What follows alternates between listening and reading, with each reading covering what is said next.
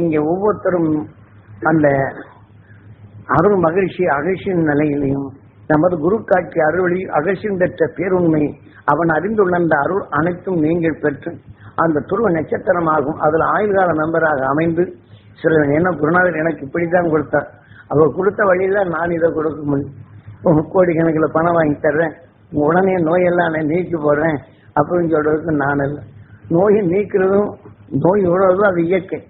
இப்ப அதுல இருந்து தப்ப வேணும் என்ற உணர்வு இருக்கும்போது எதை வைத்து தப்பணும்? அந்த உணர்வின் தன்மை ஒளி எழுத்து இங்க தப்ப வேணும் என்றால் இந்த உடல் பெற்றா இருக்கு சொல்றாச்சுங்களா. இன்னைக்கு நோயை நீக்கி மருந்து விட்டு கை கால் போச்சு உறுப்புகளை மாற்றி வச்சோன்னு எத்தனை காலம் வாழ்றாங்க சொல்லுங்க பார்க்கலாம். இந்த உறுப்புகளை மாற்றி அமைச்சால் என்ன செய்றோம்?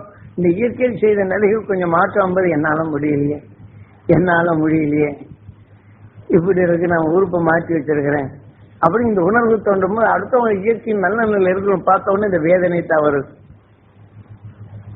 சலிப்புத்தன்மை தான் வருது, சங்கடத்தன்மை தான் வருது. இதெல்லாம் எங்க போகுது? உறுப்புகளை மாற்றி அமைச்சோம். நுகரும் உணர்வுகள் நினைச்சு உணர்வுகளை மாற்றி அமைக்கிறது நமக்குள்ள. உணர்வுகளை மாற்றி அமைக்கும் போது உணர்ச்சிகளை மாறுது. அந்த உணர்வுக்கு தக்க உணர்ச்சியின் தன்மை கொண்டு இன்றைய செயல் நாளைய சரீரமா மாற்றிடுது. இந்த உடல்ல இதெல்லாம் மாற்றுது. அப்ப நம்ம எங்க போகணும்? இப்ப சொல்றது உங்களுக்கு கஷ்டமா. அதனால நாம ஆயுள்கால மெம்பராக இணைக்க போகும்போது இதுக்கு பற்று கொண்டிட வேண்டும். பிரிதொரு ஆன்மாக்கள் நமக்குள் இருந்தாலும் அதை அடக்க வல்லமை நமக்குள் உண்டு. பிரிதொரு ஏவல் தன்மை யார் செய்தாலும் அருளை பெறப்போகும்போது இருளை நீக்க முடியும். நாம அதை பற்றுடன் கொஞ்ச நாள் பற்று அந்த வலுவோம்.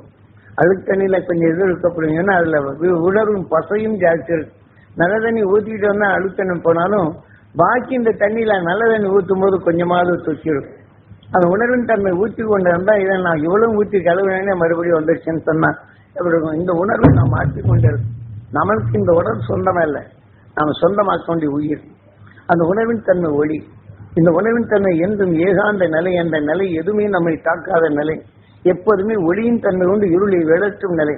விளக்க போட்டாச்சு எப்படி இருள் மறைகிறோ அதே போல நம்ம உணர்வின் தன்மை எதையுமே தெரிந்து கொள்ளும் நிலை. அதனின் வலு அழுத்தமானால் தீமை என்ற நிலை நம்ம வராது.